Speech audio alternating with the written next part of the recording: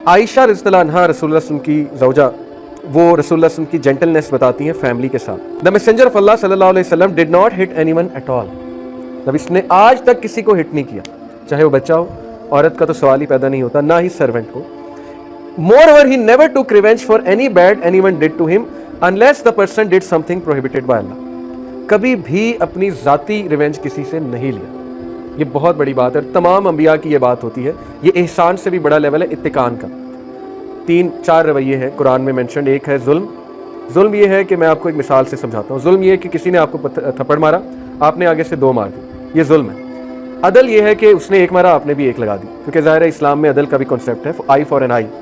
احسان یہ ہے کہ اس نے آپ کو تھپڑ مارا، آپ آگے سے خاموش ہو جاتے اور آپ اس کو کچھ نہیں کہتے. اتقان کا لیول یہ ہے، اتقان کہتے ہیں پرفیکشن کو.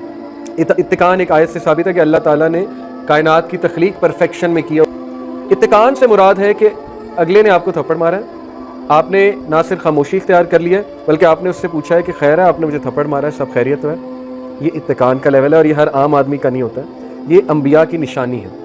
جوز اکثر اسی بات سے اسلام قبول کرتے تھے. وہ چیک کرتے تھے رسول اللہ کو، ٹیسٹ کرتے تھے باقاعدہ. آ کر ایک بہت بڑی سخت بات بولتے تھے اور اس کے بعد دیکھتے تھے اب یہ رپلائی کیا کریں گے، اور رسول اللہ صلی اللہ علیہ وسلم کا رپلائی سن کے وہ اسی وقت کلمہ پڑھ لیتے تھے کہ یس یہ نبی ہے، کیونکہ یہ کام نبی ہی کر سکتا ہے. لیکن ہمیں بھی اس چیز کو چیز کرنا ہے، اتقان کے لیول کو.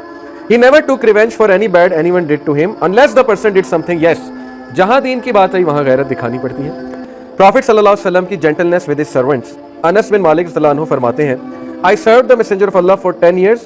By Allah, he never once said uff to me. He never once said uff to me. لیکن انس بن مالک کہتے ہیں کہ میرے نبی نے آج تک مجھے اف نہیں کہا. انس بن مالک سے ایک اور روایت مروی ہے، صحیح حدیث. انس بن مالک کہتے ہیں ایک بار نبی صلی اللہ علیہ وسلم نے مجھے کہا یہ کرو، اور انس بن مالک نے کہا میں نے نہیں کرنا، اور انس بن مالک باہر چلے گئے اور جا کے بچوں سے کھیلنے لگے. اب کوئی اور ہوتا ہے وہ یہاں کیا کرتا ہے اپنے غلام کے ساتھ. رسول اللہ صلی اللہ علیہ وسلم آئے، پیچھے سے حق کیا اور کہا کہ بیٹے یہ کیا کر رہے ہو، میں نے تمہیں ایک کام کہا تھا. تو انس بن مالک کہتے ٹھیک ہے میں کرتا ہوں. دیکھیں طریقہ کیا تھا رسول اللہ صلی اللہ علیہ وسلم. غلام کو حق کیا پیچھے سے آ کے کہ بیٹے کھیل رہے ہو، میں نے تمہیں ایک کام کہا تھا، تو انہوں نے کہا جی میں کرتا ہوں. کبھی بھی سختی سے بات نہیں کی. اب کچھ لوگ اس کی دلیل یہ دیتے ہیں کہ نہیں آج کل غلاموں سے ایسے بات نہ کرو تو کام نہیں کرتے. آئی ڈس ایگری ود اٹ. میرے انڈر بہت سا عملہ ہے اسکول میں جس سے میں کام لیتا ہوں. میں نے کئی پوزیشنز ایسی نبھائی جس میں میرے انڈر بہت سے لوگ رہے.